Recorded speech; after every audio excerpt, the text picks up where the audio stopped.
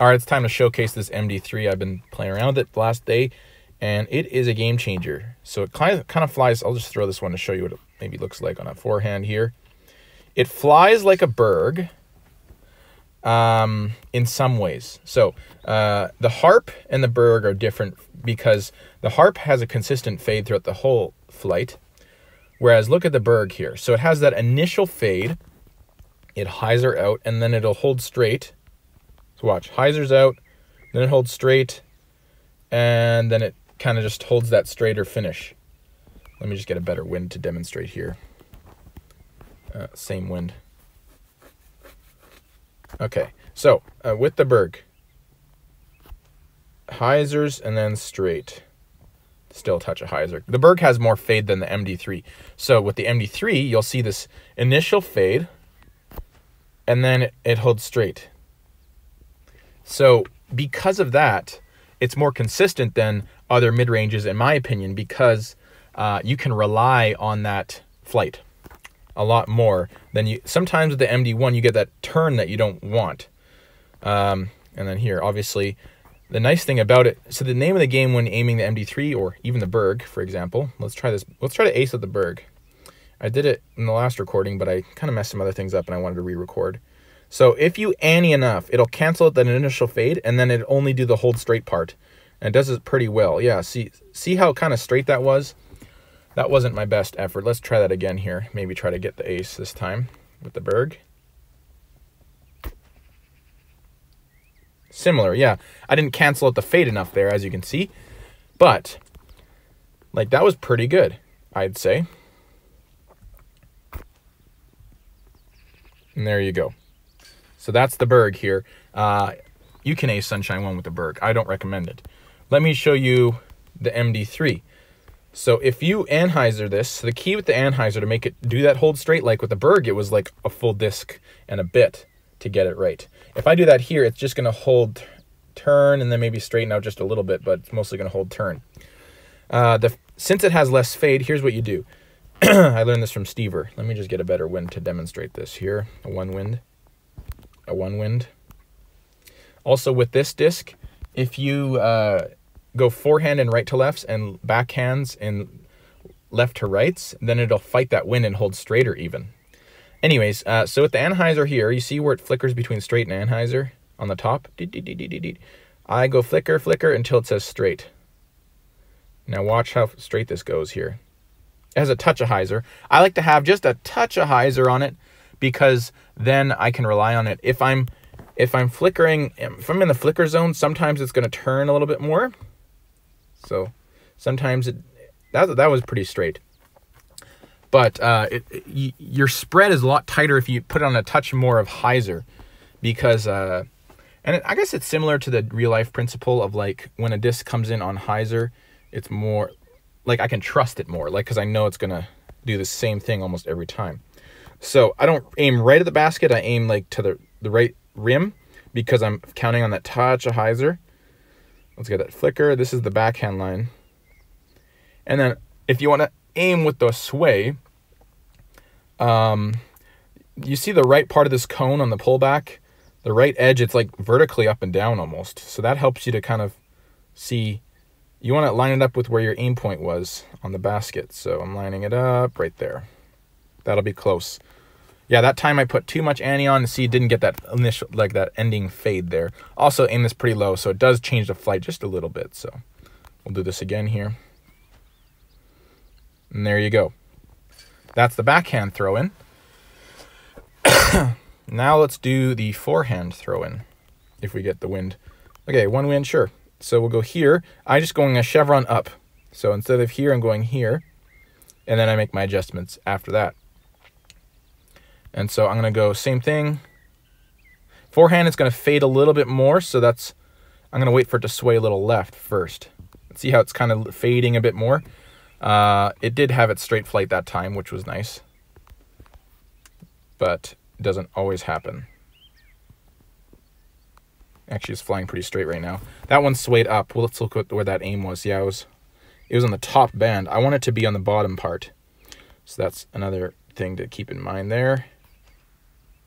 There we go. That's kind of what I was aiming to do. just kind of didn't wait for the sway to work out really well for me. Now let's try and see how many we can get in a row here, just to show you its potential here.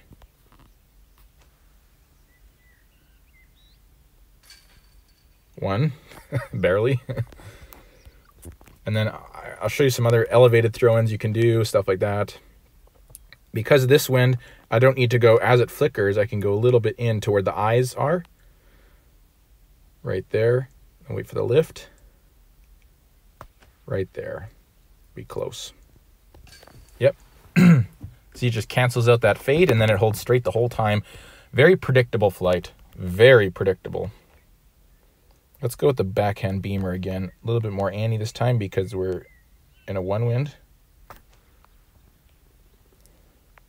And there you go. So I only got 2 in a row that time. Or was it 3? I can't remember. Let me just finish out so I can see what it was. Okay. Is it 3? 2 in a row. Anyway, let's go into another hole here. Let's go into Blueberry Thicket 6. Sure, I'll show you that one. I do have a berg line in heavy right to lefts. Berg line in heavy right to lefts is like this. Touch a hyzer maybe.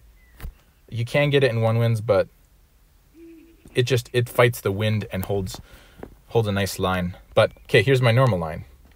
So with the MD1, it's got more distance. I am top chevron, tip on the bottom pole there. And then the anhyzer is the same as what you'd expect. That flicker, right? Wait for the flicker and then get the straight. And there you go. Like, look how predictable that was. That was a gross little spit out. Let's restart that. Try to get one in. Oh, we got a 3 wind. I don't know how this is going to work. So the one downside with this, obviously, is it doesn't fight crosswinds very well. So if you have a heavy crosswind like this, sure, I can give this a run. Let me try. So I'm going to compensate what I think a 3 wind would do. I'm going to do my flicker.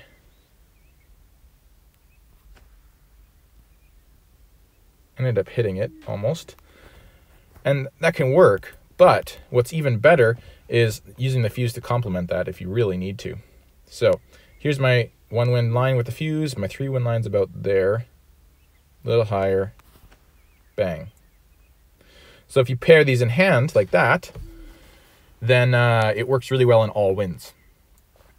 All right, let's go to, oh, here's a cool one. Sunshine 4. You can hit Sunshine 4 with this. You could not do that with the fuse. Let's try. Let's try with the fuse. I'll show you how not possible it is. It wants to, but it never does. Like, unless you get a tailwind, really. That was actually pretty close, though. This one might go. Like, this might be the only one you can get it in. Like, I could hit that if I hit my line just perfect. Let's try that again.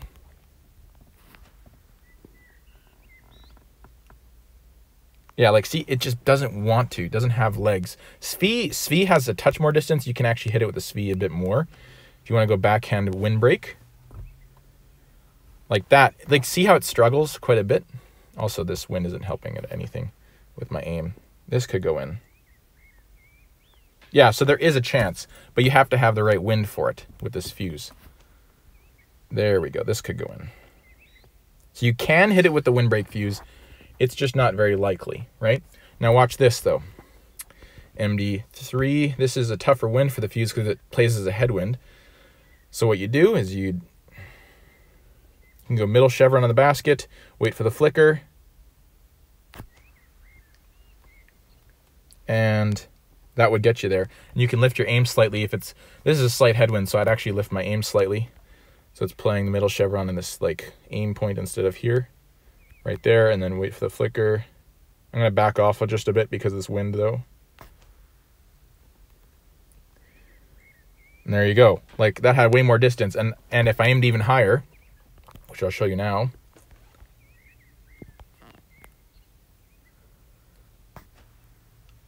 Higher, it goes even farther. Like, it had even more carry there. But I'm hitting metal. I'm not trying super hard right now, but I'm hitting metal pretty consistently there. Let's try to make this now.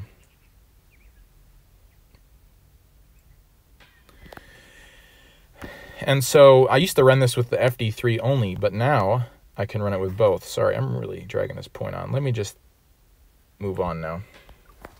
Showcase Crow's Nest 9, because you guys probably want to see what it looks like on elevated as well. If you're still watching, maybe you're not watching, that's fine. Maybe this isn't for everybody. Crow's Nest 9, just throw a few tee shots out there.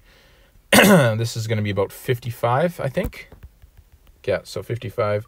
You can go forehand or backhand. Backhand's going to be quite low, and forehand. But with this wind, since it's a left to right, I'm going to go backhand even though I'm closer than I'd like. So 58, this is my aim point. This would be a 60, 61 aim point on flat. Well, not on flat. Never mind. What am I saying? Sorry, my brain today. Anyway, 58 here, the uphill. And that would be my 60 aim point flat. Yeah, that's what I meant. Since it's playing about quite a bit uphill. Now, 55 right about there.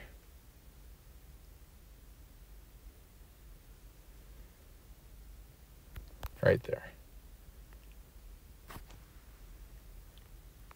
I just missed right. Didn't wait for the wobble. Or the sway. Let me wait for the sway here. There we go. Like, look how laser beamy that was. If you do it right. All right, let's see how many times I can hit this now. I want to show you some forehands too with different winds. This is a nice wind for the forehand on the second because it's going to play as a cross. And you use the forehand to fight the cross or the backhand to fight the cross, and it just helps the disc come out better. I'm actually too far back though to go with that. So probably, I mean, I could go fuse here. This is the fuse line. Fuse would work good in this wind actually. Kind of fights that wind a little bit. You got to aim a little higher than I did though. Let's go backhand though, just because I do want to show you the line.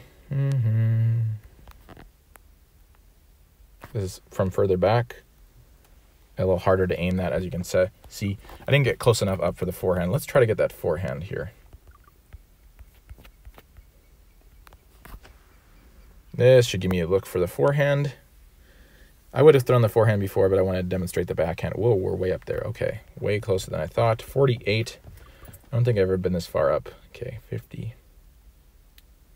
Can still do this though, because I've played this out enough. A little low there. I haven't been 48 before, so had to adjust a little bit. Right there, there's 48 right there. Bang. Yeah, I just had to feel that one out. Okay. Give me a good position for the forehand. This will be about 55 or 54. 53 actually, so even closer, but with the headwind. So 55 is here for the forehand. Drop it down to the basket. I'm going to leave it where it is because the cross. Play the Anheuser right there. Bang. On the money. All right, now I'm gonna just throw a few in a row here, see how many I can get.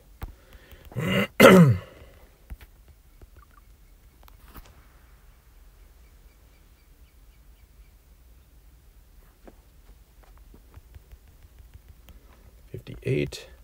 My 58 wind is this. Touch down because of the tail. Touch more right because of the tail as well.